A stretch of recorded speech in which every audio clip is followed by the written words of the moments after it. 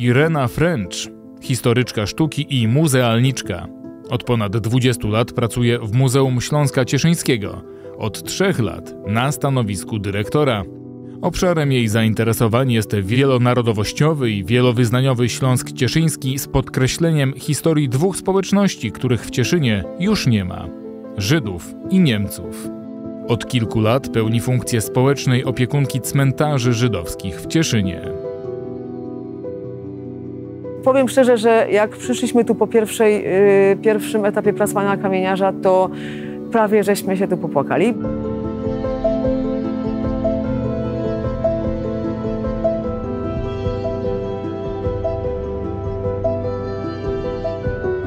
W samym Cieszynie gmina żydowska nigdy nie przekroczyła 10%, ale była to gmina o tyle specyficzna, w ogóle wszystkie te gminy na Śląsku Cieszyńskim to były przede wszystkim gminy niemieckojęzyczne.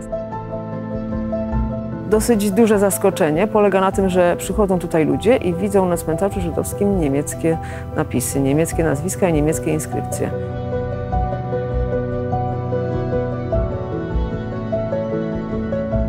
Powiedzmy, że nawet do końca moich studiów, ja studiowałam w Krakowie, do końca moich studiów ja nie byłam świadoma w ogóle tej historii Cieszyna. Zresztą tej historii lokalnej w historii w szkole jest niewiele.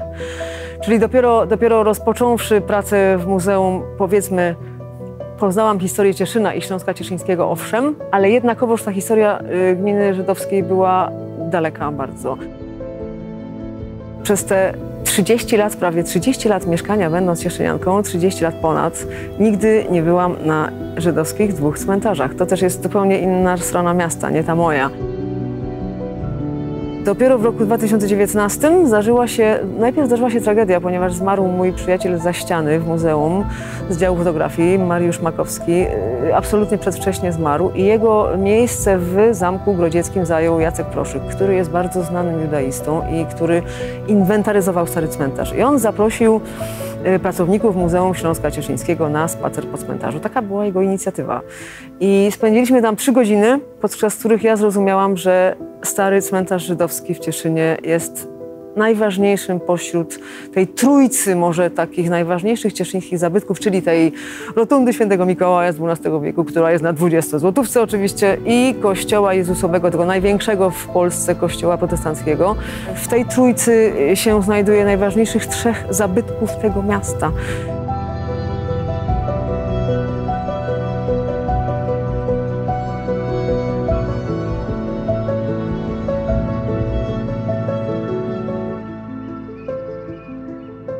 I zaczęliśmy od sprzątania śmieci i gałęzi na starym cmentarzu i potem pojawił się, dokładnie w kwietniu 2021 roku, przyjechał do nas Sławek Pastuszka, którego ja już kojarzyłam z internetu go kojarzyłam i być może spisałam ten wcześniej już, tak. I on przyjechał i zobaczył nas tam zdejmujących bluszcz z nagrobków i powiedział, że on by proponował, żebyśmy przeszli na nowy cmentarz jednak, ponieważ tam są te piaskowce, które możemy naruszyć, a poza tym tam jest o wiele więcej pracy. Tu sprawa jest prostsza i będzie dla nas świetną szkołą. I to był pomysł po prostu fantastyczny.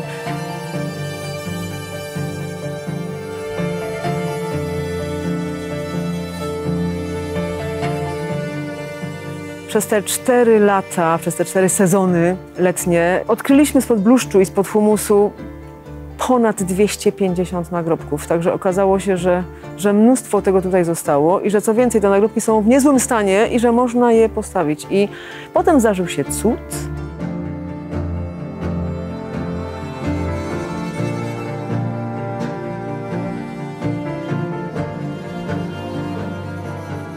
No i cud polegał na tym, że pani Dorota Wiewióra, która jest przewodniczącą gminy wyznaniowej żydowskiej w Bielsku-Białej, która jest też zresztą właścicielem cmentarzy obu, pozyskała dla nas fundusze z Narodowego Instytutu Konserwacji Zabytków, które pozwoliły na ustawienie prawie 70 nagrobków.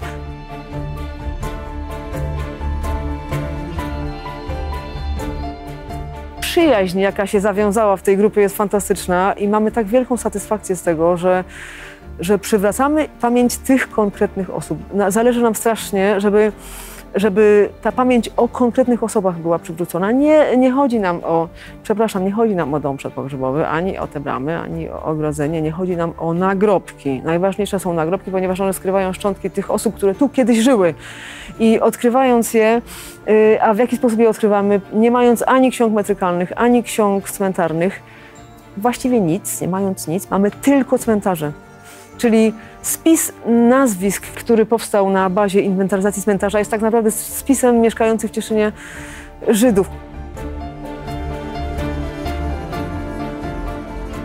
Szczerze powiedziawszy, teraz jak przeglądam prasę, czy to z czasów austriackich, czy z międzywojnia, to ja teraz już wyciągam wszystkie nekrologie, już nie nawet te, bo kiedyś to była kolejność taka, czyli znajdujemy nagrobek, ja tę osobę spisuję, szukam nekrologu, szukam w księdze adresowej, gdzie ona mieszkała, czym się trudniła, może jakieś informacje w prasie, czasami bywają notki o ważniejszych osobach, prawda? Ale dzisiaj to już po prostu przeglądam i wpisuję wszystkich.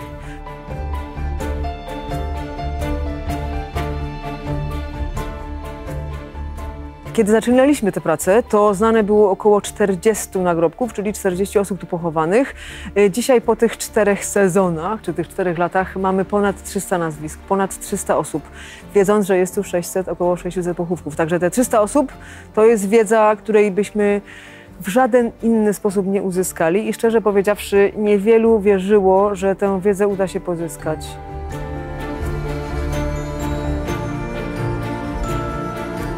Także mamy tę historię tu skomplikowaną, ale przez to, że zawsze, jak to my mawiamy, zawsze byliśmy na końcu, na rubieżach jakiegoś państwa, obojętnie jakiego, czy byliśmy w Polsce, czy w Austrii, czy w tej koronie czeskiej, to zawsze byliśmy na samym końcu. Także jesteśmy trochę zapomniani przez świat, ale przez to może nam się szczęśliwiej tu żyje.